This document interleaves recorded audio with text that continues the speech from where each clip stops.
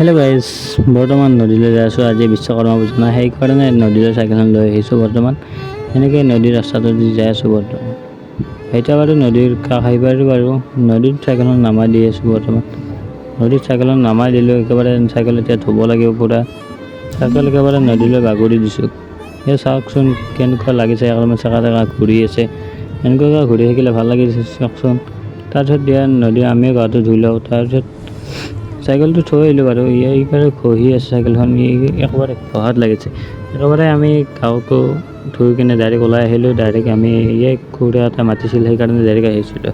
এতিয়া বাৰু কাপোৰ চাপোৰ পিন্ধি কিনে আকৌ আহিলোঁ। এতিয়া ফুৰিব যাব লাগে। এয়া ফুৰিব আহি গ'লোঁ। ডাইৰেক্ট গাড়ী চলাই আছে বাৰু, মই বেছিকৈ বহি আছোঁ কেমেৰা কৰি।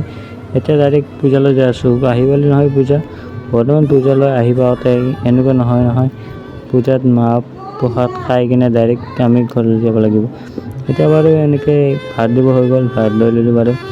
বৰ্তমান ভাত লোৱা কমপ্লিট খাই লৈ কিনে গুচি আহিলোঁ। এতিয়া দলঙৰ ফালে আছোঁ। দলঙৰ ওপৰত থাকোঁতে এনেকুৱা নহ'ব নহয়, আকৌ যাব লাগিব ফুৰিবলৈ। সেইটো কাৰণে আকৌ ফুৰিবলৈ ওলাই দিলোঁ। এনেকৈ মই এতিয়া ব্লগটো শেষ কৰিম। শেষ কৰি আজি মিনি ব্লগটো এইখিনিয়ে আছিল। Bye bye.